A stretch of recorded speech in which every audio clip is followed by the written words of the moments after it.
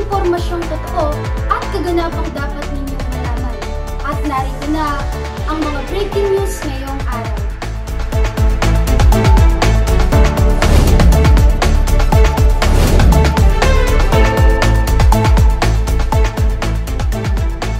Ilang mag-aaral, hirap pa rin sa basahin at bilangin.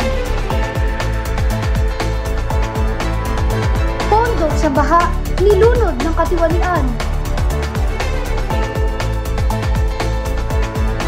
Presyo ng bilihin, tumataas, ngunit ang kita ay bumababa.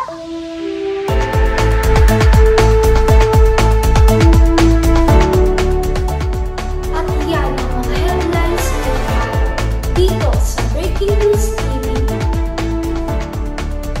Nababahala ngayon ang ating bansa tungkol sa mababang literacy rate at mga batang hindi pa marunong magbasa at magsulat. Alamin natin ang ibang detalye sa pagtutok ni Josiah Ibarra.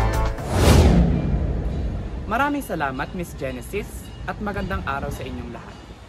Isa sa mga kinakaharap na seryosong issue sa ating bansa ay ang mababang literacy rate o ang mababang kakayahan ng ilang mga estudyante sa pagbasa at pagbibilang.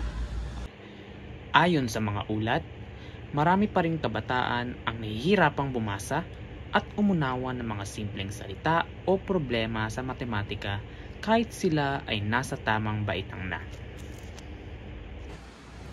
Upang mas maunawaan natin ang isyong ito, makakausap natin ang isang guro sa isang pampublikong paaralan at isang magulang tungkol sa karanasan nila at pananaw tungkol sa isyong ito. Para sa akin, dahil ito sa hindi maayos na maagang edukasyon. Totoo lang po, marami pa rin sa aming mga estudyante, lalo na sa mababang baitang, ang hirap pa rin sa pagbasa at pagbibilang. Isa sa mga dahilan ay ang kakulangan sa atensyon at suporta sa bahay, pati na rin ang epekto ng online learning noong pandemya. Hindi kasi lahat ng bata ay nabigyan ng sapat na gabay noon. Ano po sa tingin nyo maaaring solusyon dito? Siguro po, kailangan po ng dagdag ng reading programs at tulong ng mga magulang. Kapag nagtulungan ng guro, magulang at komunidad, mas mapapabilis ang pagkatuto ng mga bata. Siyempre, kailangan ding magsikap ng mga bata. Siyempre, matatanda na sila, nasa tamang edad na sila, nasa tamang baitang na sila. And siyempre, hindi lang dapat estudyante. Sana, pati yung mga guro, na galingan din nila lalo yung best nila.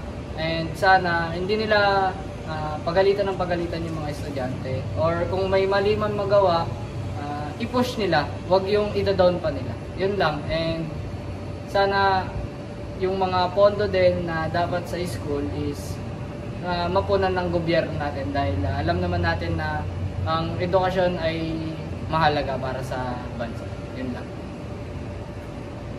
Ano naman pong masasabi nyo sa kwalidad ng edukasyon ngayon? Ang masasabi ko ngayon sa quality ng edukasyon ngayon is talagang mababa ang quality ng edukasyon ngayon.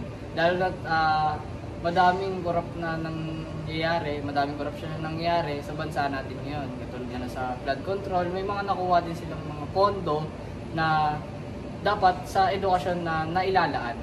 Yun. And sana matugunan at mapunan yung pangangailangan ng mga estudyante at mga guro, mga gamit na panturo para mas lalong magkaroon ng magandang kalidad ang ating edukasyon sa bansa. Yun lang. Maraming salamat po. Iyan ang opinyon ng guro at kailan-ilan na rin mga Pilipino na nakatutok sa issue na ito ngayon.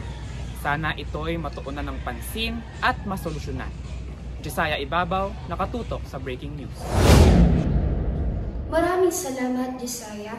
Tumungo naman tayo sa isa sa mga matinding suliraning patuloy na kinakaharap ng bansa na ang malawakang pagbaha, lalo na tuwing tag-ulan.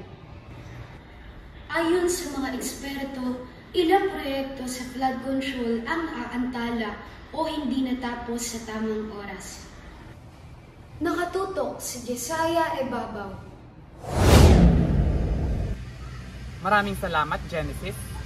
Maraming lugar pa rin sa bansa ang binabaha kahit taon-taon raw na may nilalabas na pondo para dito.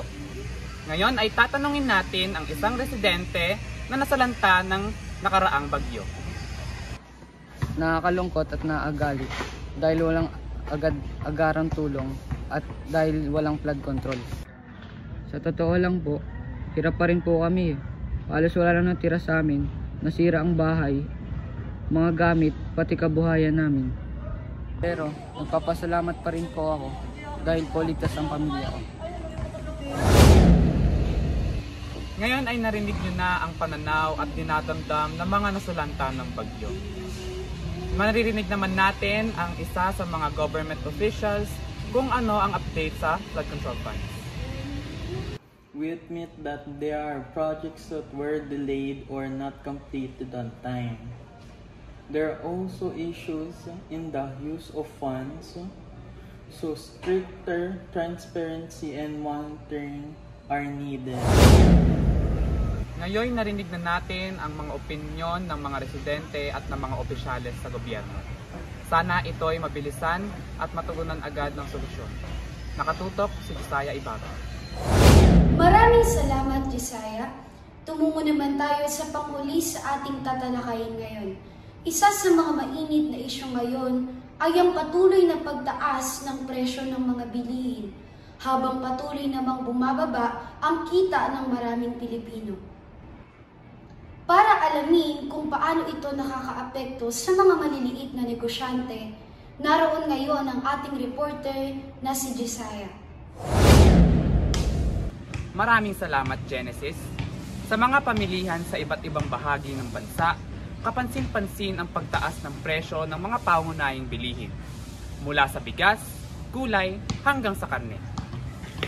Ayon sa mga nagtitinda, kahit araw-araw silang nagbubukas ng tindahan, malaki ang nabawas sa kanilang kita dahil sa mas mahal na kaunting namimili. Lahat naman ng mga produkto dito, pagkain, non-food, lahat naman siya nagtaas eh. Sa pag nagtaas sa sahod kami, nagtataas rin yung mga bilihin eh. Para sa amin, siyempre mahirap yun.